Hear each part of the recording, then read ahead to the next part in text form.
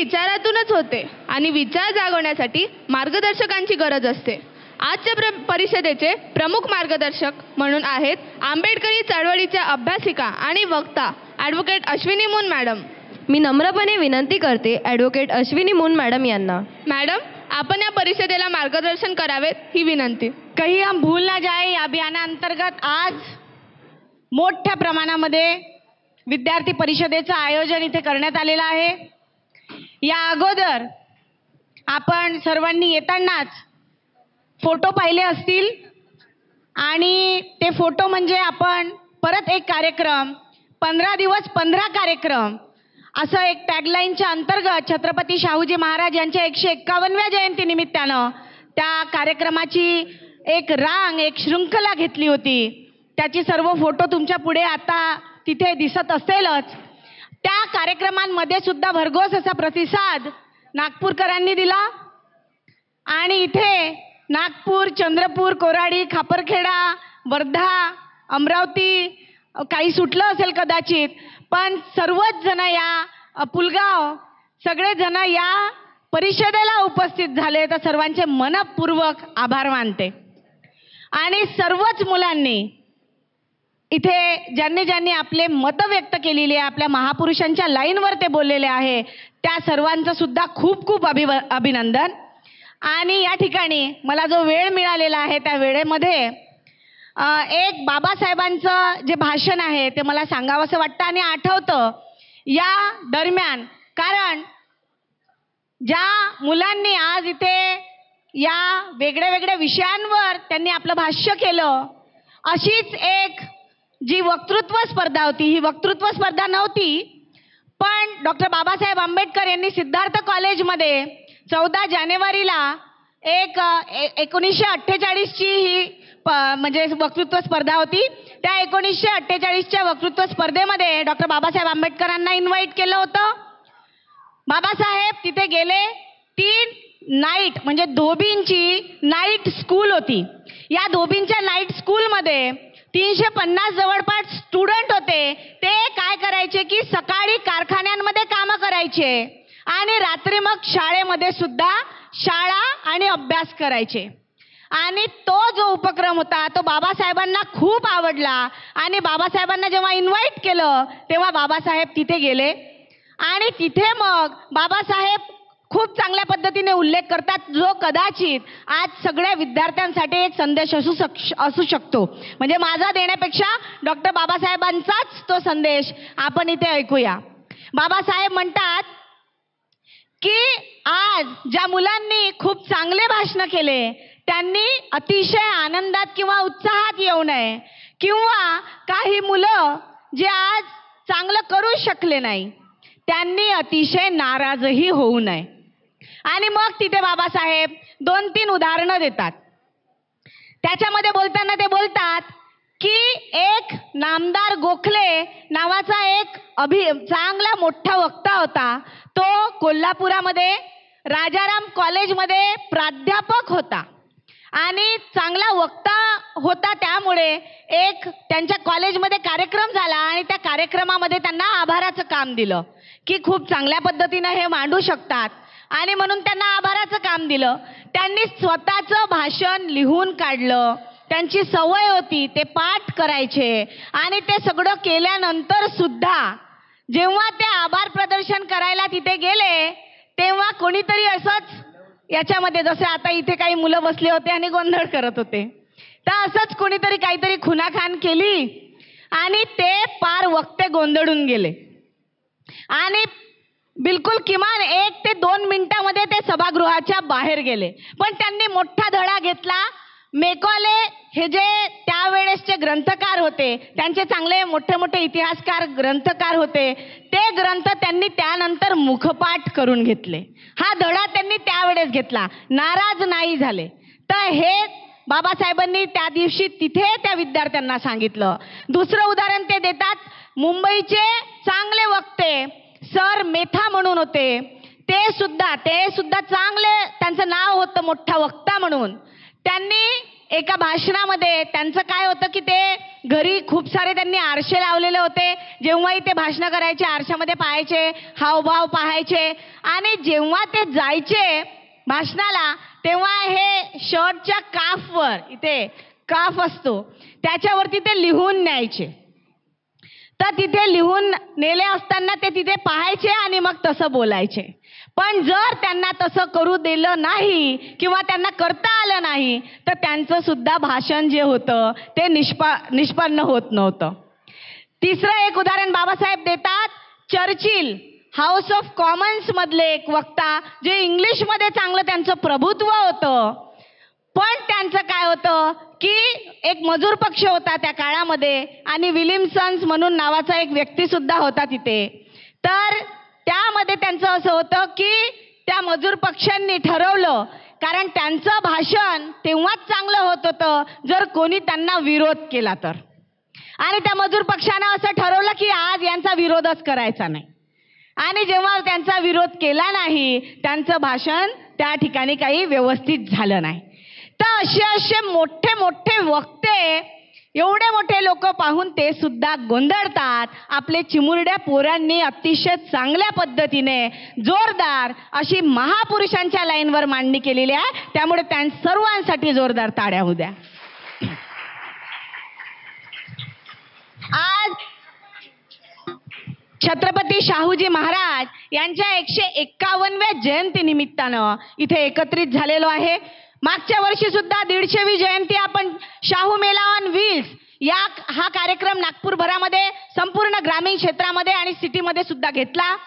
या वर्षी सुद्धा आपण जवळपास 15 दिवस आणि 15 कार्यक्रम अशी टॅगलाईन असताना सुद्धा 16 दिवस 26 कार्यक्रम आपण घेतलेले आहेत.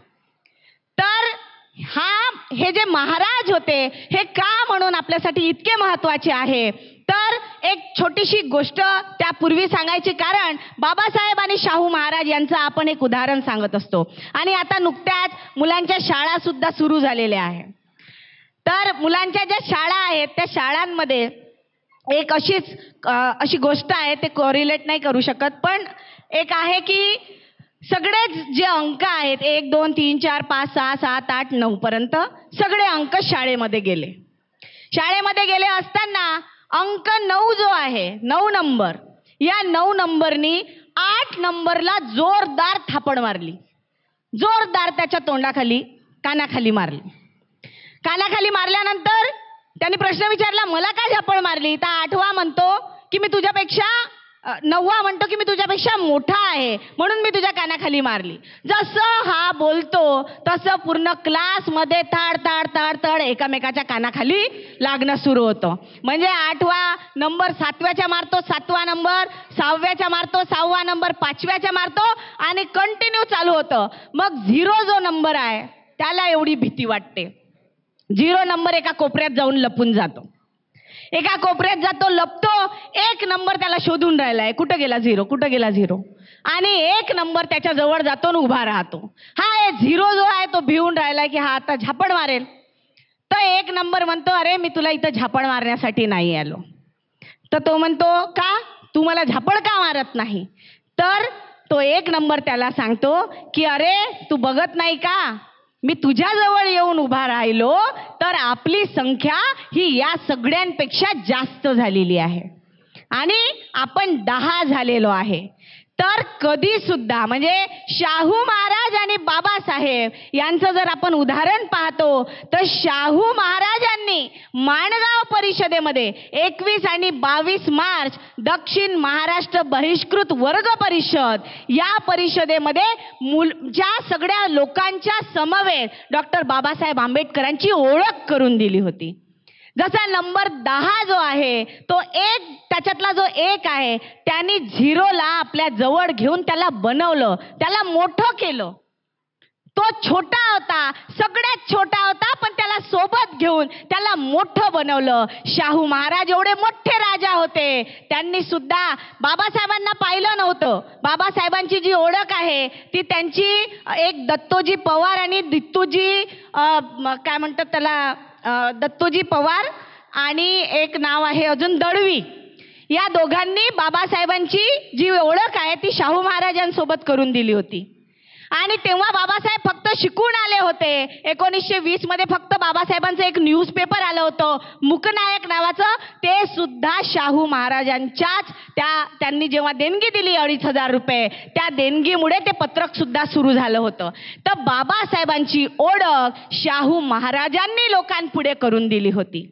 तर नेहमी जो बनवणारा असतो, जो घडवणारा असतो, तो मोठा होतो, तो छोटा होत नाही. त्याने आपल्यासारखे लोक बनवले म्हणून तो छोटा होत नसतो, तर तो नेहमी मोठा होतो. आणि म्हणूनच त्या माणगाव परिषदेमध्ये एक जो ठराव डॉक्टर बाबासाहेब आंबेडकरांच्या अध्यक्षतेखाली पास झाला, तो ठराव म्हणजे श्रीमान छत्रपती शाहूजी महाराज यांनी बहिष्कृतांच्या हिताची अनेक सत्कार्य केलेली आहेत आणि म्हणून त्यांची जयंती ही सणासारखी साजरी करावी, असं सगळ्याच बहिष्कृतानं करावं, असं बाबासाहेबांनी त्यावेळेस त्या परिषदेमध्ये सांगितलं होतं.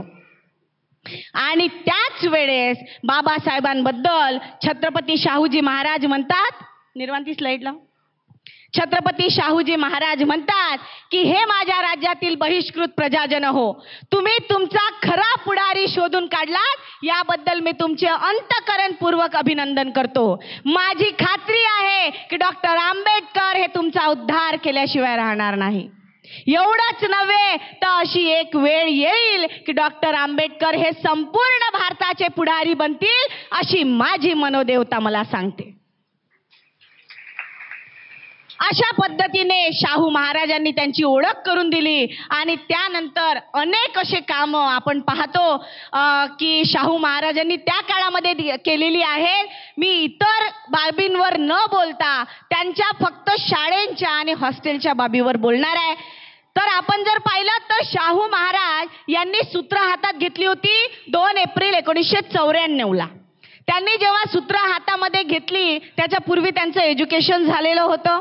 एज्युकेशन करून ते आलेले होते. त्यांनी LLD सुद्धा केलेलं आहे. त्यांनी मोठं एज्युकेशन घेतलं त्यावेळेस सुद्धा. LLD करून आले. इकडे पाहिलं त्यांच्याबरोबर वेदोत्त प्रकरण ऑलरेडी झालेलं होतं. त्यांच्याबरोबर सुद्धा अन्याय अत्याचार ब्राह्मणाच्याकडून करण्यात आलेला होता. आणि मग त्यांना कळलं की जेवढ्या शिक्षणाचं महत्त्व या लोकांना मी पटवून देईल तेवढं जास्त सुधारणा आपल्याही संस्थानामध्ये होईल. आणि मग जेव्हा त्यांनी म्हणजे एक इथे स्लाइड आहे ती एकूण संख्या, तिसरी वाली स्लाइड कर. करवीर राज्यामध्ये 93 ते 94 मध्ये ज्या शाळा होत्या शाहू महाराजांच्या पूर्वी, त्या शाळा आपण टोटल पाहिल्या. प्राथमिक शाळा, माध्यमिक शाळा, विशेष शाळा, अँग्लो वर्क्युलर शाळा आणि औद्योगिक शाळा याची टोटल पाहिली त्यावेळेस 225 शाळा होत्या आणि 14,819 स्टुडंट त्यावेळेस होते. त्यानंतर शाहूजी महाराजांचं जे काम आपण पाहतो, शाहूजी महाराज आल्यानंतर चित्र फारच पालटून गेलं. म्हणजे एखादा काम करणारा व्यक्ती आल्यानंतर चित्र कसं पलटते हे आपण बघतो आहेच. तर शाहूजी महाराज सुद्धा त्यांनी जेव्हा सूत्र हातामध्ये घेतली तर सर्वात पहिले त्यांनी हे जे 90% लोक त्यांना दिसत होते ते बदलवले, रिझर्वेशन मिळवून दिलं. आणि या शाळा ज्या बदलल्या त्या आपण पाहतो की 27 शाळा 17 आणि 18 मध्ये होत्या, 1200 स्टुडंट होते. त्यानंतर ती शाळा ज्या नंबर जे वाढत गेले, 95 झाले, 170 झाले शाळा, 376 शाळा झाल्या आणि 420 शाळा, असे टोटल जर विद्यार्थ्यांची संख्या आपण पाहिली तर पूर्ण टोटल शाळा 1088 आणि विद्यार्थ्यांची संख्या 51,514 अशी फक्त 5 वर्षांची ही कहाणी आहे. एवढंच नाही, शाहूजी महाराजांना माहिती होतं की शाळा तर आपण काढू, मुलंही तिथं आले पाहिजे. आणि आता हे मुलांचा राहण्याचा सुद्धा प्रॉब्लेम आहे. आणि त्यांनी हॉस्टेल्सला, म्हणजे आपण म्हणू शकतो त्यांच्या शब्दामध्ये की हॉस्टेल म्हणजे वसतिगृह हे शिक्षणाचं ध्येय गाठण्यासाठी एक मुक्काम, म्हणजे तिथं राहणं, तिथंच खाणं, तिथे जेवण, तिथेच पुस्तका, सगळं तिथे तुम्हाला मिळेल. तर ते आजही आपल्याला मिळत आहे. अनेक हॉस्टेल्स त्यांनी त्या काळात काढले. म्हणजे जेव्हा आपण हे वाचतो तेव्हा आपल्याला विचार पडतो की शाहूजी महाराजांना फक्त काही समाज, काही लोक डोक्यावरती घेतात. हे लोक कुठे गेले ज्यांच्यासाठी हॉस्टेल्स त्या काळात शाहूजी महाराजांनी तिथे कोल्हापूर संस्थानामध्ये काढले होते. इवन 1901 पासून व्हिक्टोरिया, मी पूर्ण नाही वाचत, थोडंसं सांगते, तुमच्या पुढे आहे स्लाइड. व्हिक्टोरिया मराठा बोर्डिंगची स्थापना झाली. दिगंबर जैन बोर्डिंग स्कूल, वीरशैव लिंगायत हे एक समाज आहे. मुस्लिम बोर्डिंग स्थापना, मिस क्लार्क हॉस्टेल, दैवज्ञ शिक्षण समाज बोर्डिंग, नामदेव बोर्डिंग, त्यानंतर ह्या बाकीच्या ज्या दिसत आहेत त्या सगळ्याच हॉस्टेल्स. त्यानंतर दुसरी स्लाइड आहे त्याच्यावरती पण बरेचसे. आणि नागपूरचं 30 मे 1920चं चोखा मेळा ची सुद्धा स्थापना झाली आणि त्यासाठी सुद्धा शाहूजी महाराजांनी 5,000 देणगी त्या काळात दिली होती. आणि या सगळ्याच हॉस्टेल्ससाठी जेव्हा आपण वाचू तेव्हा कळेल त्यामध्ये इमारती सुद्धा, जागा, मोठ्या मोठ्या जागा शाहू महाराजांनी त्यावेळेस दिली, मोठी मोठी रक्कम त्यांनी त्यावेळेस दिलेली आहे. इतकं महान असं कार्य या शाहू महाराजांनी केलं. आपण पाहतो यांचं काम फक्त काही लोक डोक्यावर घेत आहेत, काही लोक समाजामध्ये काम करत आहे. हे बाकी लोक कुठे आहेत? आपल्याला यांना जोडण्याचं सुद्धा काम करायचं आहे. आज आपण जे बाबासाहेबांचं आणि शाहूजी महाराजांची जे काही गोष्टी आपण पाहतो किंवा त्यांचं जे दोघांचं एक कोरिलेशन पाहतो, तर शाहूजी महाराजांनी फक्त बाबासाहेबांनाच मदत केली होती का? तर शाहूजी महाराजांनी त्या काळामध्ये जेव्हा आजही आपण सांगतो ना की first lady doctor in India कोण होतं? डॉक्टर आनंदी गोपाळ जोशी, हिचं नाव घेतो आपण. त्या आनंदी गोपाळ जोशींना सुद्धा त्या काळामध्ये जेव्हा ती तिकडे विदेशामध्ये शिकायला गेली होती, तिथे तिला म्हणजे अभिनंदनचं पत्र सुद्धा पाठवलं आणि तिच्याकडे त्या काळामध्ये तेवढी किंमत म्हणजे पैसे वापस येण्यासाठी नव्हते, तर ती आर्थिक मदत सुद्धा शाहूजी महाराजांनी त्या काळामध्ये आनंदी जोशींना केलेली आहे. परत त्यांनी जे एक हॉस्पिटल त्यांच्या त्या काळामध्ये कोल्हापूरला होतं, अल्बर्ट एडवर्ड नावाचं हॉस्पिटल, त्या हॉस्पिटलमध्ये ती सर्जन म्हणून येणार अशी सुद्धा त्यांनी तिच्याकडून लिहून घेतलं होतं, लेखी होतं. पण काही कारणास्तव तिची तब्येत बिघडली आणि ती लवकरच निघून गेली, त्याच्यामुळे ते होऊ शकलं नाही. पण शाहू महाराज काही तिथे थांबले नाही. शाहूजी महाराजांनी कृष्णाबाई केळवकर या व्यक्तीला शिक्षण दिलं, तिथे पूर्ण डॉक्टर बनवलं. त्यानंतर तिच्याकडून सुद्धा तेच कबुली केली की डॉक्टर बनून म्हणजे मुंबईला केलं, त्याच्यानंतर मग तिला विदेशात पाठवलं आणि वापस आल्यानंतर तुला सुद्धा इतर सर्व मुलांना हे शिक्षण देऊन समाज हिताकरिता कामं करायची आहे. आणि ते कसे करतील तर त्यांना काहीतरी स्कॉलरशिप वगैरे देऊन त्यांना सुद्धा त्यांनी शाहूजी महाराजांनी त्यांचा सुद्धा उत्साह वाढवलेला आपल्याला दिसतो. तर असे अनेक कार्य शाहूजी महाराजांनी त्यांच्या लाईफमध्ये केलेली आपल्याला दिसतात. म्हणजे किती गिनावे, मी तर फक्त एक छोटासा यांच्या लाईफच्या 2 मुद्द्यांवरती बोललेली आहे, पण असे अनेक कार्य आहे. पण शाहूजी महाराज आणि बाबासाहेब यांचं जेव्हा आपण पाहतो तर ते रिलेशन काही फक्त तेवढं नव्हतं, फार महान होतं. तर आपल्याला दिसते की एकदा 30 मे 1920ला जी परिषद, अखिल भारतीय बहिष्कृत परिषद नागपूरमध्ये झाली होती, त्या नागपूरच्या परिषदेसाठी जेव्हा शाहू महाराज, जे पत्र आपण नेहमी सरांकडून ऐकत असतो, पण त्या पत्राच्याही मागे म्हणजे शाहू महाराज आले नाही पाहिजे यासाठी तिथल्या सगळ्या लोकांनी, जे ब्राह्मण वर्ग होता, जो उच्चवर्णीय वर्ग होता, त्या सर्व लोकांनी ठरवलं, त्यांना पत्र पाठवले की तुम्ही या कार्यक्रमामध्ये, या परिषदेमध्ये येऊ नका. जर तुम्ही या परिषदेमध्ये आले तर तुमचा खूप अपमान होईल. आणि त्यांनी त्या रस्त्यामध्ये, ज्या रस्त्यावरून शाहू महाराज येणार आहेत, त्या रस्त्यामध्ये इतके काटे लावले होते. हे त्या पुस्तकामध्ये एक गौरव ग्रंथ आहे, सरकारने छापलेला आहे, त्याच्यामध्ये सुद्धा आहे. आणि ठिकठिकाणी, प्रत्येक ठिकाणी जिथून राजाची गाडी येणार आहे त्या ठिकाणी धेडो का राजा असे पत्रकं छापून ते पत्रकं सुद्धा चिपकवलेले आपल्याला दिसतात. म्हणजे ते लिहिलेलं आहे तिथे की शाहूजी महाराज तुम्ही तर येऊ नका, आले तर तुमचा खूप अपमान होईल, एवढं सगळं लिहिलं.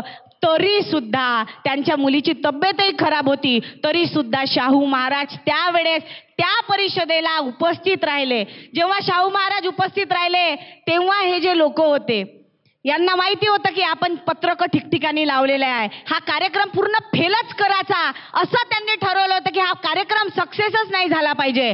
पण काय झालं की शाहू महाराजांना जे लोक चाहत होते, ज्या लोकांना माहीत होतं की शाहू महाराज काय आहे, डॉक्टर आंबेडकर काय आहे, ते सगळा जनसमुदाय तिथे उपस्थित झाला. आणि मग हे जे लोक होते हे लपून छुपून आपले तोंड लपवून दुसऱ्या रस्त्याने ते निघून गेले आणि ते पत्रक सुद्धा, त्याचा उल्लेख सुद्धा शाहूजी महाराजांनी त्यांच्या भाषणामध्ये सुद्धा केलेला नाही. असे शाहू महाराज होते. त्यांना एवढंच नाही, बऱ्याच घटना झाल्या, त्यांना मारण्याचा सुद्धा प्रयत्न झाला, आपल्या अनेक महापुरुषांना तसं करण्याचा प्रयत्न झाला, पण शाहू महाराजही त्यावेळेस कुणालाच भिले नाही, कुठेच थांबले नाही, हे आपण पाहतो. तर असं आपल्या महाराजांचं काम आहे. आपण सर्वांनी या महाराजांकडून, आपल्या सर्वच महापुरुषांकडून बोध घ्यावा आणि या विद्यार्थी परिषदेला या सगळ्या मुलांनी जे काही कार्य, जे काही बोललेले आहे त्याच्यावर त्यांनी त्यांचं जीवन अवलंबावं. कारण आपण फक्त भाषण देऊन चालणार नाही, आपण तसं वागलं पाहिजे. एवढं बोलून इथेच थांबते. सर्वांना जय भीम, जय भारत. धन्यवाद मॅडम. आपल्या अत्यंत व्याप्त मार्गदर्शनाने इतिहास, महान व्यक्तिमत्वांचे योगदान यावर मोलाचे विचार मांडले. आपल्या मार्गदर्शनामुळे आम्हाला कित्येक नवीन पैलूंवर विचार करायला मिळाले. आपले खूप खूप धन्यवाद. सर्व महापुरुषांना अभिवादन करतो. उपस्थित सर्वांना सप्रेम जय भीम. राजर्षी छत्रपती शाहूजी महाराज यांच्या 151व्या जयंतीनिमित्ताने नागपूरमध्ये 15 दिवस 15 कार्यक्रम आम्ही आयोजित केले. नियोजन 15 दिवस 15 कार्यक्रमाचं होतं, पण ॲक्च्युअलमध्ये 16 दिवस आणि 26 कार्यक्रम झाले. बाबासाहेब आंबेडकरांनी माणगाव परिषदेमध्ये एक ठराव पास केला होता की शाहू महाराजांची जयंती सणासारखी साजरी करा. कारण त्यांनी आपल्या राज्यामध्ये बहिष्कृत लोकांच्या हिताचं कार्य केलेलं आहे. म्हणून प्रत्येक बहिष्कृत व्यक्तीने त्यांची जयंती ही सणासारखी साजरी करावी, असं बाबासाहेब आंबेडकरांनी ठराव पास केला. भारतातला सगळ्यात मोठा सण कोणता आहे? भारतातला सगळ्यात मोठा सण कोणता आहे? दिवाळी. किती दिवस असते? 5 दिवस. मागच्या वर्षी शाहू महाराजांची जयंती 10 दिवस साजरी केल्या गेली आणि यावर्षी 15 दिवस शाहू महाराजांची जयंती साजरी केल्या गेली.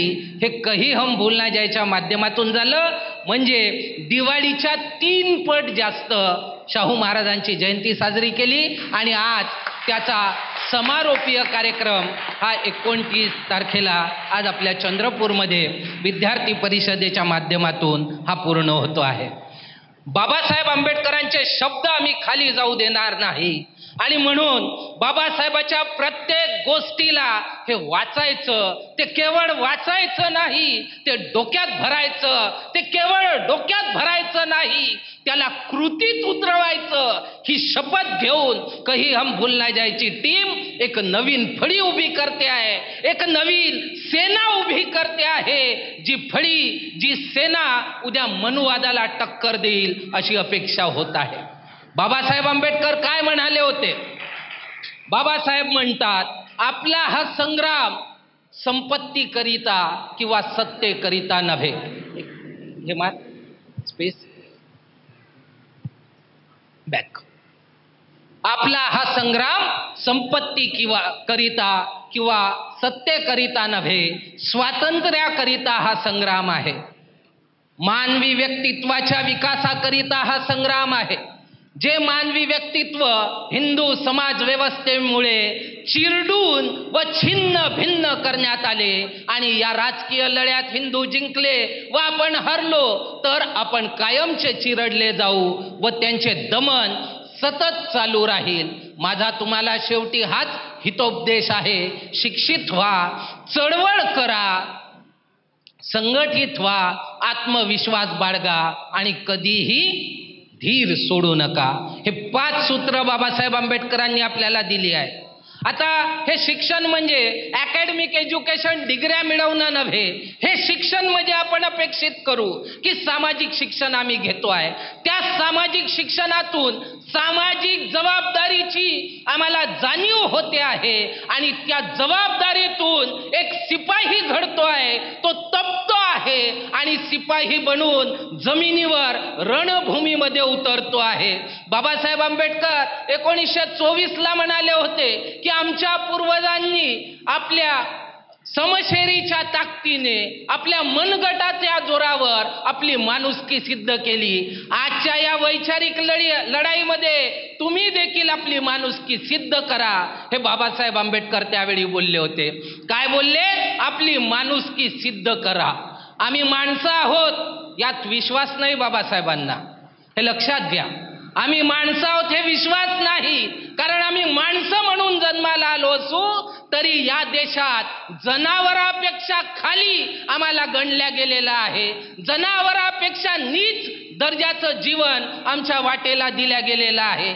या देशातल्या ब्राह्मणवादी व्यवस्थेने, या देशातल्या मनोवादी व्यवस्थेने आम्हाला हजारो वर्ष गुलाम, लाचार, नीच बनवून ठेवलं. एखाद्या जातीमध्ये जन्माला येतो, त्या जातीचा कलंक आमच्या कपाळावर लावला जातो आणि त्या कलंकामुळे या देशात अपमानित म्हणून जगण्याकरिता आम्हाला बाध्य केल्या जाते. आणि म्हणून अशा नामानुष्कीतून माणूस बनून माणुसकी सिद्ध करण्याची जबाबदारी बाबासाहेब आंबेडकरांनी दिली.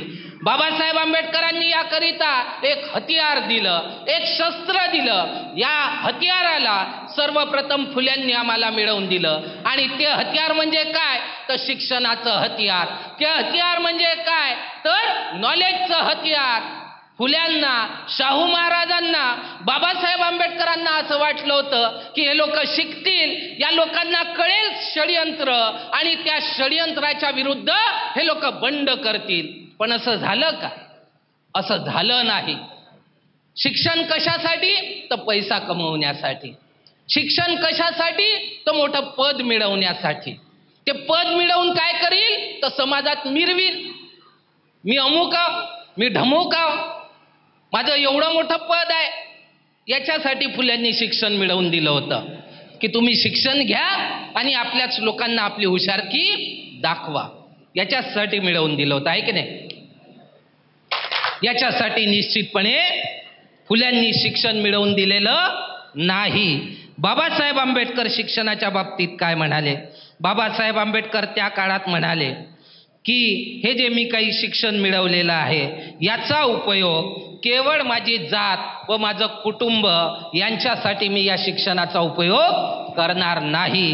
संपूर्ण शोषित समाजासाठी मी याचा उपयोग करणार आहे. हे भाषण बाबासाहेब आंबेडकरांनी 9 मार्च 1924ला दिलेलं आहे. आम्ही शिक्षण कशासाठी घेतो? फक्त पैसा कमवण्यासाठी, पोझिशन मिळवण्यासाठी. मग ध्येयावरूनच भटकलो ना बाबासाहेबांनी दिलेल्या. कोण भटकलो? आम्ही भटकलो. आपण दुसऱ्याची समीक्षा करतो, स्वतःची समीक्षा करत नाही. की बाबासाहेबाला जे अपेक्षित होतं ते काम मी करतोय का? जे काही मला मिळालं खरंच माझ्या कर्तृत्वाने मिळालं की महापुरुषांच्या संघर्षाने मिळालं? याचाही विचार आपण करू नये का? तर निश्चितपणे याचा विचार आपण केलाच पाहिजे. फुल्यांनी या चळवळीची सुरुवात जरी केली असली तरी त्याला एक व्यापक रूप शाहू महाराजांनी दिलं.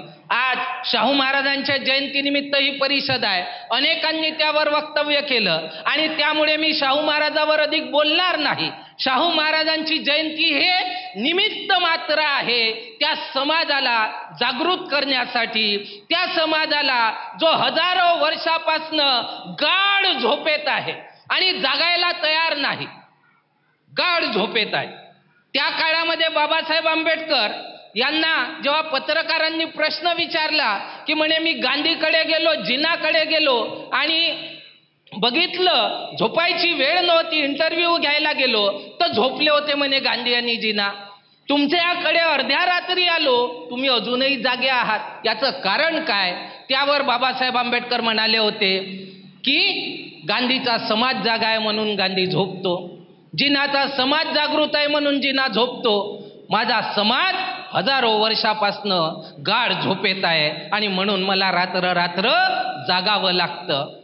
आम्हाला जागवण्यासाठी बाबासाहेब रात्र रात्र जागले, पण आम्हाला त्याची काही किंमत नाही. आहे का किंमत? किंमत आहे का? बाबासाहेब आमच्यासाठी रात्र रात्र जागले, याची आमच्याकडे किंमत आहे का? आहे ना. जयंती साजरी करतो ना आम्ही, 5-7 दिवस करतो ना, नाचतो गातो, आहे की नाही, वेगवेगळ्या स्पर्धा घेतो, आहे ना, किंमत आहे म्हणून तर करतो जयंती साजरी. अशी जयंती तर अपेक्षित बाबासाहेबांना कदाचित नव्हती. मग कोणती होती? तर कदाचित आपण करतोय तशी असेल. कांशीराम साहेबांनी आपल्याला हेच शिकवलं की समाज प्रबोधन करा, कधी 10 दिवस करा, कधी 15 दिवस करा, त्या पलीकडे उठून महिनाभर करा, त्याही पलीकडे उठून 365 दिवस करा ना. कोणी रोखलं आहे? चळवळ चालवायला काय निमित्त लागते का? वर्षातून 2-4 दिवस काम करायचं आणि वर्षभर झोपायचं, हे कोणी शिकवलं? हे तर आमच्या महापुरुषांनी शिकवलेलं नाही. हे सगळं आम्हाला मिळालं ते एवढ्यासाठी मिळालं की एक व्यक्ती म्हणजे फुल्यांनी केलं, शाहूंनी केलं, पण बाबासाहेब आंबेडकरांनी कोणत्या लेवलवर जाऊन काम केलं हे आपण थोडंसं पाहिलं पाहिजे. आपल्याला थोडासा भ्रम होतो. सारख्या दिसणाऱ्या गोष्टी ज्या असतात त्या सारख्या दिसणाऱ्या गोष्टींमध्ये आपण कन्फ्यूज होतो. कांशीराम साहेब असं म्हणाले होते की मैं नेता तैयार कर रहा हूँ, 25,000 नेता. अब तक हमने एक ही प्रकार के नेता देखे हैं जो आते हैं स्टेज पर चिल्ला कर भाषण देते हैं, जसं आता मी देतो आहे ओरडू नाही का. तो स्टेज पर चिल्ला कर भाषण देते हैं, लोगों से तालियां बजवाते हैं, दुश्मनों को गालियां देते हैं. कसे नेते पाहिले आम्ही आतापर्यंत? स्टेज पर आते हैं, चिल्ला कर भाषण देते हैं, लोगों से अपने लिए तालियां बजवाते हैं, दुश्मन को गालियां देते हैं और अंत में भाग जाते हैं, फिर कुछ नहीं करते. स्टेज पर बुलाते हैं तो फिर आते हैं, फिर चिल्लाते हैं, फिर गालियां देते हैं, फिर तालियां बजवाते हैं और फिर भाग जाते हैं. तो बाबा साहब आंबेडकर की मूवमेंट को हमने तालियों और गालियों तक सीमित करके रख दिया. आता भाषण कांशीराम साहेबांनीही दिले, आपणही देतो आहे, पण ते जे वक्ते असतात ना, त्या वक्त्यांसारखे भाषण आपण देत नाही. जे केवळ भाषण देतात, शिव्या देतात, टाळ्या वाजवून घेतात आणि काम करत नाही, स्वतः काही बदलाव करत नाही, स्वतः काही त्याग करत नाही, स्वतः काही संघर्ष करत नाही, अशा लोकांबद्दल आपण बोलत नाही. भाषणं दोनही देतात, तर दोनही भाषणांमधला फरक समजला पाहिजे आपल्याला. आणि म्हणून आपण बाबासाहेब आंबेडकरांनी जे काम केलं त्या कामाची तीव्रता समजून घेऊ. बाबासाहेब आंबेडकरांनी सगळ्यात पहिले आपण पाहू, पुढे बाबासाहेब आंबेडकरांनी 1917 मध्ये जेव्हा ते बडोद्याला होते, बडोद्याला असताना 1917 मध्ये जेव्हा त्या पारसी सरायमधून त्यांना बाहेर काढण्यात आलं आणि ते त्या एका झाडाखाली बसून रडत आहेत, तर त्यावेळी बाबासाहेब आंबेडकरांनी एक शपथ घेतली.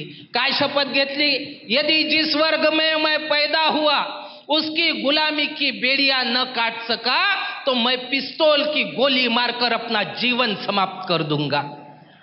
काय शपथ खाल्ली बाबासाहेब आंबेडकरांनी?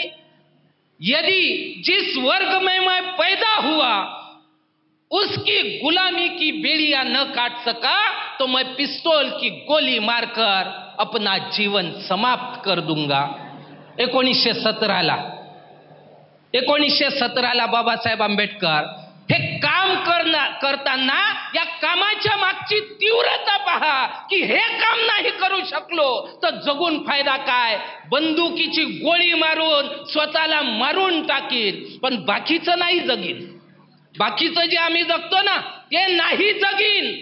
असं जगण्यापेक्षा मेलेलं बरं, हे बाबासाहेब आंबेडकर इथे बोलताना दिसतात. त्याच्यानंतर बाबासाहेब आंबेडकरांनी शाहू महाराजाला 1920ला एक पत्र लिहिलं. त्या पत्रामध्ये बाबासाहेब आंबेडकर काय मांडणी करतात? बाबासाहेब आंबेडकर त्यावेळी शाहू महाराजाला म्हणतात, हे 11 मे 1920चं पत्र आहे. शाहू महाराज हे एका परिषदेला नागपूरला येणार होते आणि त्या परिषदेला ते येऊ शकत नव्हते, कारण त्यांच्या मुलीची प्रकृती खराब होती. शाहू महाराजांच्या मुलीची तब्येत खराब होती आणि ती तब्येत थोडी जास्तच खराब होती. त्यावेळी शाहू महाराजांच्या मुलीची तब्येत खराब होती आणि तब्येत खराब आहे, मुलगी खूप आजारी आहे, म्हणून शाहू महाराज म्हणतात की मला सभेला येता येणार नाही. आता थोडीशी तब्येत खराब असेल, ताप असेल, सर्दी असेल, खोकला असेल तर शाहू महाराज सभा टाळणार नाही, तब्येत जास्त खराब होती. त्यावेळी बाबासाहेब आंबेडकर शाहू महाराजाला पत्र लिहितात. काय लिहितात पत्रात? बाबासाहेब लिहितात, नागपूरच्या परिषदेस हुजूरचे येणे झाले नाही तर आमचा सर्वनाश होणार, यात तीळ मात्र शंका नाही. आमचा ह्यू ढासळणार, ही आणीबाणीची वेळ आहे. या प्रसंगी जर आपला आधार व टेकू मिळाला नाही तर काय उपयोग? अक्कासाहेबांची तब्येत नादुरुस्त आहे, याबद्दल मला अतिशय वाईट वाटत आहे. त्यांना लवकर आरोग्य प्राप्त हो ही प्रार्थना आहे. या प्रसंगी त्यांची प्रकृती नादुरुस्त व्हावी म्हणजे आमचे कम नशीब. घरी अपत्य आजारी असता आपल्यावर सभेत गड घालणे हे कठोरपणाचे लक्षण आहे असे मला वाटते. पण काय करावे? अक्कासाहेबाप्रमाणे आम्ही लेकरं नव्हे काय? हा प्रश्न इथे बसलेल्या प्रत्येक बापाने स्वतःला विचारावा. हा प्रश्न इथे बसलेल्या प्रत्येक आईने स्वतःला विचारावं की आपलंच लेकरू नाचवत राहतो. या चळवळीचं काम केलं तर करोडो मुलं जगतील. ते करोडो मुलं तुमचे नव्हेत का? ते तुमचे नव्हेत का? फक्त तुम्ही जन्माला घातले तेवढेच तुमचे आहेत. फक्त त्यांना पाला पोसा, फक्त त्यांच्या भविष्याची चिंता करा. बाकीच्यांच्या भविष्याची चिंता करायची तुम्हाला काही गरज नाही. जे झोपडपट्ट्यात राहतात, ज्यांना उस्तं अजूनही खावं लागते, जे लोक मेलेल्या ढोरांचा अजूनही मांस खातात, जे फेकलेल्या पत्रवाड्या चाटतात, ते मुलं तुमची नव्हेत ना. फक्त तुमच्या घरात जन्माला आलेली मुलं तुमची आहेत. बाबासाहेबांनी त्यावेळी शाहू महाराजाला केलेला प्रश्न आपण स्वतःला का विचारत नाही? आपण स्वतःला हा प्रश्न विचारून चळवळीच्या कामामध्ये आपलं योगदान का वाढवत नाही? हा प्रश्न नक्की मी तुमच्या पुढे टाकलेला आहे, त्यावर विचार करा. पुढे बाबासाहेब शाहू महाराजाला म्हणतात, अक्कासाहेबाप्रमाणे आम्ही लेकरं नव्हेत काय? आपल्याशिवाय आमचा कोणी वाली आहे का? आणि आज आम्ही किती काळपर्यंत आजारी आहोत हे आपणाला सांगायला नको. मला वाटते आमचा परामर्श यावेळी आपण घेतलाच पाहिजे, नाहीतर आपल्यावर बोल नाही रुसवा राहील. म्हणून माझी सविनय प्रार्थना आहे की अन्य सर्व गोष्टीकडे कानाडोळा करून आपल्या या लढीवाळ अस्पृश्य लेखात वर येण्यास हात द्यावा. यावेळी जर त्याची उपेक्षा केली तर ते कायमचे खाली जातील, मग त्यांना वर काढणे कठीण होईल. ही परिस्थिती आज नाही आहे का हो? आजही दिसत आहे ना चळवळ मरत आहे म्हणून. आजही दिसत आहे ना चळवळीला वाचवण्यासाठी काही लोकांनी धडपडायची गरज आहे म्हणून. आज जर आम्ही या चळवळीकडे दुर्लक्ष केलं आणि उद्या जर ही चळवळ मेली तर या समाजाचे, या बहुजन समाजाचे करोडो मुलं, त्यांचं भविष्य ते पुन्हा अंधारमय होईल. ते इतके खाली जाईल की मग त्यांना वर उचलणं कठीण होईल. ही वस्तुस्थिती आहे ना. या वस्तुस्थितीकडे दुर्लक्ष करायचं का? दुर्लक्ष करून चालणार नाही. आणि म्हणून बाबासाहेब आंबेडकरांची चळवळी प्रतीची तीव्रता इथेही याही पत्रामध्ये आम्हाला दिसते. बाबासाहेब आंबेडकर केवळ शाहू महाराजाला म्हणत नाही की आपल्या मुलीच्या तब्येतीकडे दुर्लक्ष करून सभेला या. बाबासाहेब आंबेडकर स्वतः तसे जगतात. 4 मुलं बाबासाहेब आंबेडकरांची मरतात, हे आपण पाहिलेलं आहे ना. आज इतिहास साक्षी आहे या गोष्टीचा. रमाईकडे दुर्लक्ष होते, रमाई आजारी होते, तडपडून मरते, हे देखील वस्तुस्थिती आहे ना. मग याची किंमत काय मोजणार आहोत? रमाईच्या नावाचे 2-4 गाणे बनवून घ्यायचे, रमाई जयंतीला ते काय म्हणतात ते लुगडं बिगडं घालून रमाई सारखं नटून थटून नाही का 2-4 गाणे म्हणले, नाचलन झालं आहे ना. हे किंमत होईल, हे परत फेड होईल रमाईच्या त्यागाची, आहे की नाही? होईल ना? मला तर नाही वाटत होईल म्हणून. बाबासाहेबाची 1917ची तीव्रता आपण पाहिली, 1920ची तीव्रता आपण पाहिली. बाबासाहेब आंबेडकर 1930ला रमाईला पत्र लिहितात. लंडनवरून राऊंड टेबल कॉन्फरन्समध्ये असतात तेव्हा त्या पत्रातला काही भाग मी इथे तुमच्या पुढे मांडतो आहे. बाबासाहेबाची इथेही तीव्रता दिसते. बाबासाहेब म्हणतात, माणसांच्या धार्मिक गुलामगिरीचा, आर्थिक आणि सामाजिक उच्च निष्ठेचा आणि मानसिक गुलामगिरीचा पत्ता मला शोधायचा आहे. माणसांच्या जीवनात या गोष्टी ठाण मांडून बसलेल्या आहेत. त्यांना पार जाडून किंवा पुरून टाकता आलं पाहिजे. समाजाच्या स्मरणातून आणि संस्कारातूनही या गोष्टी नाहीशा झाल्या पाहिजे. या गोष्टी नाहीशा करण्याचा आणि समाजात समता, बंधुता, स्वातंत्र्य आणि सामाजिक न्याय या गोष्टी निर्माण करण्याचा ध्यास मला लागलाय. या ध्यासात मी स्वतःला जाडून घेतो आहे. हे सर्व सापडणार नसेल, हे सर्व जमणार नसेल तर माझा जगून उपयोग काय? मला इतरांसारखं नाही जगायचं आहे. इतरांना सन्मानानं जगता यावं यासाठी मला जगता आलं नाही तर मी स्वतःला नष्ट करून घेणंच अधिक आनंदाचं मला वाटेल. बाबासाहेब आपल्या ध्येयावरून, आपल्या उद्दिष्टापासून जराही भटकले नाही, जराही. 1917 आपण पाहिलं, 1920 आपण पाहिलं, 1930 आपण पाहिलं. आणि बाबासाहेब आंबेडकर आपल्या अंतिम संदेशमध्ये नानकचंद रत्तूजवळ रडतात, म्हणतात की मी जे काही काम केलं त्याचा फायदा मुठभर सुशिक्षित लोकांनी घेतला. ते लोक माझ्या कल्पनाशक्तीच्या पलीकडे निघालेत, ते फारच नालायक निघाले. या शब्दात बाबासाहेब त्यांना बोलतात. आणि पुढे म्हणतात अजून की मला आता माझ्या खेड्यापाड्यातल्या करोडो लोकांसाठी काम करायचं होतं. बाबासाहेबाची तडप 1956ला तेवढीच आहे.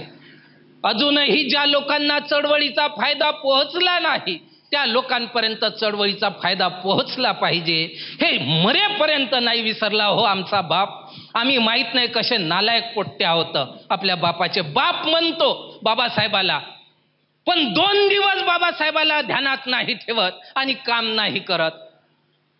2-4 दिवस केलं, टापूल टुपूल केलं का आलं जीवावर, टाकून दिलं. मला चिवून पडली का, चाललो मी. इतकी नालायकी दाखवून नाही जमणार. बाबासाहेबाला खरंच बाप मानतो ना, मनातून मानावं. आणि ज्या बापाचे पोरं नालायक असतात ना त्या बापाची इज्जत नसते. बाबासाहेब स्वतः म्हणाले आम्ही नालायक आहोत म्हणून. आम्हाला झोप येते का हो? कधी असं कोणी बोललं तुम्ही ऐकता? काही लोक मला नाही का प्रतिक्रिया देतात, तुम्ही बोलता तर एकदम मनाला येऊन भिडते म्हणतात. काही लोक हेही सांगतात त्या रात्री झोप नाही आली म्हणून. माझी इच्छा आहे तुमची झोप उडावी म्हणून, पण एका दिवसाची नाही. झोप नैसर्गिक जेवढी आवश्यक आहे तेवढी आवश्यक आहेच, पण वर्षभर 365 दिवस जसं रोजचं घरचं असते ना टेन्शन, का घरचं हे करायचं आहे, ते करायचं आहे, भांडे आहे, स्वयंपाक आहे ना, भाजीपाला आणायचा आहे, किराणा भरायचा आहे, याचं टेन्शन असते ना. आपल्या बापाच्या कामाचं टेन्शन नाही घेत तेवढंही नाही घेत जेवढा भाजीपाल्याचा, ना किराण्याचा, ना स्वयंपाकाचा, ना भांड्याचा, ना झाडू पोछ्याचा विचार करतो. तेवढाही विचार बाबासाहेबाच्या चळवळीचा करत नाही. तेवढाही विचार केला असता तरी चळवळीचे हाल झाले नसते. या चळवळीचे जे काही हाल होतात आहे त्याला आम्ही जबाबदार आहोत. एक तो शायर म्हणाला होता, एक उल्लू ही काफी है बर्बादे गुलिस्ता. एक उल्लू ही काफी है बर्बादे गुलिस्ता, म्हणजे जे काही गार्डन असते ते गार्डन उद्ध्वस्त करायला एकच उल्लू काफी आहे. एक उल्लू ही काफी है बर्बादे गुलिस्ता, यहाँ हर शाख पे उल्लू बैठा है, अंजामे गुलिस्ता क्या होगा. हे आंबेडकरवादी चळवळीच्या बाबतीत एकदम सटीक बसते. एक नालायक काफी होता चळवळ उद्ध्वस्त करायला. चळवळीचं गार्डन, चळवळीचा बगीचा उद्ध्वस्त करायला एक नालायक काफी होता. या गार्डनमध्ये जितके झाडं आहेत त्या झाडाला जितक्या फांद्या आहेत प्रत्येक फांदीवर एक नालायक बसला आहे. सांगा त्या गार्डनचा अंजाम काय होईल, त्या चळवळीचा अंजाम काय होईल, याचा विचार आपण करावा की करू नये. निश्चितपणे करायला पाहिजे. अजूनही आमच्यामध्ये थोडी सोच असेल, अजूनही आमच्यात थोडी समज असेल, अजूनही आम्ही म्हणत असू की आम्ही माणसं आहोत, तर आम्ही यावर नक्की विचार करायलाच पाहिजे. बाबासाहेब पुन्हा एक गोष्ट बोलले होते. काय बोलले होते बाबासाहेब? बाबासाहेब म्हणतात, कुत्र्या मांजराच्या जिन्याने जगण्यापेक्षा तुम्ही माणुसकी मिळण्यासाठी मेलात तर काय हरकत आहे. काय म्हणतात बाबासाहेब? कुत्र्या मांजराचं जिनं जगण्यापेक्षा तुम्ही माणुसकी मिळवण्यासाठी लढलात आणि मेलात तर काय हरकत आहे. हे जवळपास प्रत्येक भाषणात ते बोलायचे. हा जो संदर्भ आहे तो बळवंत हनुमान वराळे यांच्या पुस्तकातून आहे, बाबासाहेब आंबेडकरांच्या सांगती या पुस्तकातून तो संदर्भ आहे. पुन्हा एक अमरावतीचं भाषण आहे, फारच महत्त्वाचं आहे. 13 नोव्हेंबर 1927चं. बाबासाहेब तिथे म्हणतात की ज्या पुरुषाला अन्यायाचा राग येतो व जो अपमान सहन करीत नाही तोच पुरुष म्हणावा. ज्या पुरुषाला राग किंवा चीड येत नाही तो आणि नपुंसक सारखाच. 13 नोव्हेंबर 1927 बाबासाहेब बोलले. खंड 18 भाग 1 पान नंबर 76 संदर्भ दिला मी. ज्या पुरुषाला अन्यायाचा राग येतो व जो अपमान सहन करीत नाही तोच पुरुष म्हणावा. ज्या पुरुषाला राग किंवा चीड येत नाही तो आणि नपुंसक सारखेच.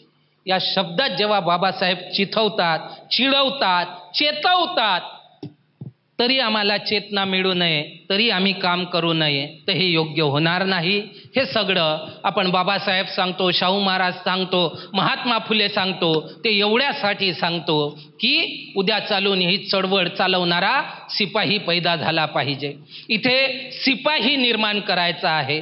त्या शिपायाला या चळवळीमध्ये त्याग करावा लागेल. त्या शिपायाला या चळवळीमध्ये बलिदान द्यावं लागेल. जर असा कोणी विचार करत असेल की या चळवळीत मी येईल, मी चांगलं भाषण देईल, लोकांना खूप आवडेल, लोक खूप टाळ्या पिटतील, तर पुन्हा कांशीराम साहेब म्हणाल्याप्रमाणे बाबासाहेब आंबेडकर की मूवमेंट को तालियों और गालियों तक सीमित करणाऱ्या लोकांमध्ये आम्ही फक्त एक नंबर वाढवत आहोत. त्या पलीकडे आम्ही काही करत नाही आहोत. हे आपण ठाणून समजून घ्यावं. आणि जर चळवळ समजली तर या चळवळीसाठी आपण योगदान दिलं पाहिजे. या चळवळीसाठी आपण झटलं पाहिजे. अनेक लोक असं म्हणतात दर महिन्याला तुमचा कार्यक्रम असतो. हो, दर महिन्याला असतो आणि असलाच पाहिजे. बाबासाहेब आंबेडकरांचं काम वर्षहीभर थांबता कामा नये. वर्षहीभर जेव्हा काम चालू राहील तेव्हा चळवळ वाढेल. वर्षातून 2-4 दिवस न 5 दिवस काम करून कुठलीच चळवळ वाढत नाही, कुठलीच चळवळ वाढत नाही. तसे करणारे लोक काही चळवळ चालवत नाही, ते फक्त तसल्ली देत असतात स्वतःला, आम्ही काहीतरी करतोय म्हणून. कोणी बोट उचलू नये, अरे तुम्ही शिकले सवरले, एवढ्या नोकऱ्या भेटल्या, काय करता, तर सांगायला पाहिजे काहीतरी, हे करतो बा, म्हणून ते तसल्ली देतात. चळवळीच्या बाबतीत तर बाबासाहेब स्वतः म्हणतात त्याग और अधिक त्याग, संघर्ष और अधिक संघर्ष, त्यागो और संघर्षों को ना गिनो तो ये मूवमेंट ही आपको आगे लेकर जाकर आपको फल दे सकती है. त्याग आणि संघर्ष ह्या चळवळीचा मेन गाभा आहे. आणि तो त्याग करायला, तो संघर्ष करायला इथे जमलेला जो काही जनसमुदाय आहे तो मनातून तयार होईल. शाहू महाराजांची जयंती आपण करतोय. काम करत असताना त्या माणसाला, त्या महाराजाला बॉम्बस्फोट घडवून मारण्याचा प्रयत्न केला. मरायलाही नाही घाबरला तो माणूस. वाचले ते महाराज, तिथे वाचले, पण काम नाही बंद केलं, हे लक्षात घ्या. इथे तर आपण थोडंसं काही झालं मी नाही काम करत, थोडंसं काही झालं मी नाही काम करत, बसतो घरी. हे असं केल्यानं चळवळीचे कामं कमीत कमी होत नाही. बाबासाहेब आंबेडकर म्हणाले मला असे 4-1 महिने जात नाही की तुला मारून टाकू, तुझा खून करू, असे निनावी पत्र, धमकीचे पत्र मला मिळत नाही म्हणून. तर आपल्या महापुरुषांपासून त्यांनी कोणत्या पद्धतीने काम केलं, त्यांनी ज्या पद्धतीने काम केलं ते काम वाढवण्यासाठी केलं की स्वतःला वाढवण्यासाठी केलं, हेही थोडंसं तपासून घ्यायचं. कारण समाजात अनेक लोक असे आहेत जे नाही का स्वतःला वाढवण्यासाठी या पद्धतीने करतात. उद्या अतुल पाटील तुम्हाला स्वतःला वाढवताना दिसला, अजून कोणी अश्विनीताई म्हणून दिसल्या, रितेश पाटील दिसले, आत्ताच सांगतो त्या क्षणी त्या व्यक्तीला सोडून द्यायचं. जो चळवळ वाढवायला काम नाही करत आहे आणि स्वतःला वाढवायला काम करत आहे त्या लोकांच्या, अशा लोकांच्या मागे राहून काही फायदा नाही. आणि म्हणून आपण लक्षात घ्यावं की ही चळवळ जगवण्यासाठी आम्हाला इथे वेळ द्यावा लागेल, आम्हाला पैसा द्यावा लागेल, दर एक महिन्याला द्यावं लागेल. कारण दर एक महिन्याला बाबासाहेब आंबेडकरांच्या चळवळीचं काम झालंच पाहिजे. एखाद्या महिन्यात काम नाही झालं तर तुमच्या मनात प्रश्न आला पाहिजे की या महिन्यात कार्यक्रम का नाही लागला, अशानं बाबासाहेबाचं काम पुढे कसं वाढेल, हे प्रश्न आता तुमच्या मनात आले पाहिजे. त्यासाठीच मी एवढे संदर्भ देऊन तुम्हाला सांगितलेलं आहे. शाहू महाराजावर मी अगोदरच बोललो, अनेक लोक बोललेले आहेत आणि त्यामुळे त्या विषयावर पुन्हा मला बोलण्याची काही आवश्यकता वाटत नाही. शाहू महाराजांनी जे काही काम केलं, जे बाबासाहेबालाही पुढे आणण्यासाठी काम केलं, समाजातही काम केलं, त्या कामाला आपण ध्यानी मनी ठेवून आपणही कधी माघार घेणार नाही. आपणही हे काम सातत्याने करत राहू. मरेपर्यंत शाहू महाराज काम करत होते. ते सभेसाठी मुंबईला गेले होते. 6 मे 1922ला मुंबईच्या पन्हाळा लॉजवर सकाळी 5:55 त्यांना हार्ट अटॅक आला असं म्हणतात आणि त्यांची मृत्यू झाली. आता असं म्हणतात, मी का बोललो, कारण की 6 मे 1902ला तो जो भट होता नारायण भट, त्या नारायण भटावर शाहू महाराजांनी कारवाई केली होती आणि त्याच दिवशी त्यांचा मृत्यू होणं थोडंसं शंकेला वाव देते. पण असो, आता ती जुनी गोष्ट झाली. काम करत राहायचं आहे शेवटपर्यंत, हा बोध आपण घेऊ. ही जी नवीन पिढी इथे तयार होत आहे, ही जे पोरं तयार होत आहेत, तर इथे केवळ भाषणबाज पोरं तयार होऊ नये. भाषण देताच आलं पाहिजे, प्रभावी मांडताच आलं पाहिजे, पण प्रभावी भाषणं देऊन आम्हाला झोपलेल्या समाजाला जागवायचं आहे. यासाठी ते भाषणं द्यायचे आहे आणि झोपलेल्या समाजा जागवण्यासाठी आम्हाला समाजात वारंवार जावं लागेल. आम्हाला रस्त्यावर, आपल्या वस्त्यांमध्ये, दलित वस्त्यांमध्ये जावं लागेल, गावांमध्ये जावं लागेल, लोक गोळा करावं लागतील, त्यांना जागृत करावं लागेल आणि त्यातून पुन्हा नवीन कार्यकर्ते तयार करावं लागतील. फंड कसं उभं होईल ते करावं लागेल, कारण कार्यक्रमांना खर्च येतो. तुम्हालाही माहीत आहे, हे सगळं दिसते आहे. यात अनेक पैसाही खर्च होतो. म्हणून पैसाही द्यायला आपण तयार झालं पाहिजे, वेळही द्यायला आपण तयार झालं पाहिजे आणि बुद्धीही द्यायला आपण तयार झालं पाहिजे. हे आपण नक्की तयार होऊ आणि या चळवळीचा गाडा पुढे वाढवू, अशी आजच्या या दिनी आपणा सगळ्याकडून आशा अपेक्षा व्यक्त करतो आणि इथेच थांबतो. धन्यवाद. जय भीम, जय भारत. धन्यवाद ॲडव्होकेट अतुल पाटील सर. आपले भाषण हे केवळ मार्गदर्शन नव्हते, तर ते आजच्या विद्यार्थी परिषदेचा उद्देश आणि कहीं हम भूल न जाए या चळवळीच्या भविष्यातील मार्ग स्पष्ट करणारी दिशा होती. आम्हाला खात्री आहे की तुमच्या या शब्दांनी आमच्यातील प्रत्येक विद्यार्थ्याला एक नवीन दृष्टी आणि जबाबदारीची जाणीव होईल. आजच्या या विद्यार्थी परिषदेचा यशस्वी प्रवासाच्या समारोपाचा टप्पा म्हणजे आभार प्रदर्शन. प्रत्येक योगदान, प्रत्येक सहभाग आणि प्रत्येक प्रेरणेच्या क्षणाबद्दल कृतज्ञता व्यक्त करण्याची ही वेळ आहे. मी या प्रसंगी आभार प्रदर्शनासाठी आमंत्रित करते ख्रिस्टी साखरेला. सर्वात पहिले मी सर्व महापुरुषांना आणि त्यांच्या प्रेरक विचारांना अभिवादन करते. उपस्थित इथं सर्वांना माझा मैत्रीपूर्ण जय भीम. आज दिनांक 29 जून 2025ला छत्रपती शाहूजी महाराज यांच्या 151व्या जयंतीनिमित्ताने विद्यार्थी परिषद घेण्यात आली आहे. आजच्या परिषदेला लाभलेले उद्घाटक माननीय विजय राठोड साहेब, अधीक्षक अभियंता ऊर्जानगर चंद्रपूर, तसेच अध्यक्ष माननीय ॲडव्होकेट अतुल पाटील सर आणि मार्गदर्शक ॲडव्होकेट रितेश पाटील सर आणि अश्विनी मून मॅम यांनी आपल्याला मार्गदर्शन केले, त्यासाठी मी त्यांचे आभार मानते.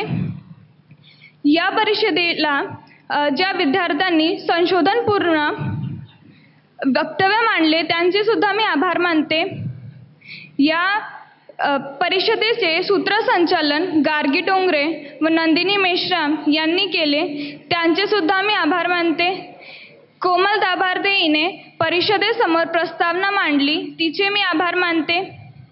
आपण सर्व या परिषदेस उपस्थित झाले व या परिषदेस यशस्वी केले, त्यासाठी मी आपणा सर्वांचे आभार मानते. स्नेहबंध सभागृह समिती यांनी हा हॉल उपलब्ध करून दिला, त्यासाठी मी समितीचे मनपूर्वक आभार मानते. 15 दिवस 15 कार्यक्रम ठरविले गेले होते, पण 16 दिवस 26 कार्यक्रम झाले. तसेच या विद्यार्थी परिषदेची जाहिरात आवाज इंडिया TV वर सतत दाखवली व ही विद्यार्थी परिषद सुद्धा दाखविणार आहेत. त्यासाठी मी संपूर्ण आवाज इंडिया TV चे आभार मानते. या परिषदेत वेळोवेळी चहा, नाश्ता व जेवण उपलब्ध करून दिले असे आमचे कॅटरर्स बंधू प्रशांत लांडगे दादा यांचे सुद्धा मी आभार मानते. आजच्या परिषदेचे प्रखर अशी साऊंड सिस्टम आपल्याला देणारे माननीय शेंडे सर यांचेही मी खूप आभार मानते. या विद्यार्थी परिषदेला यशस्वी करण्यासाठी ज्यांनी प्रत्यक्ष किंवा अप्रत्यक्ष रीतीने सहयोग केला त्यांचे सुद्धा मी आभार मानते. आणि अध्यक्षांच्या परवानगीने आजची ही परिषद इथेच संपली अशी मी जाहीर करते. सर्वांना जय भीम, जय भारत, जय संविधान.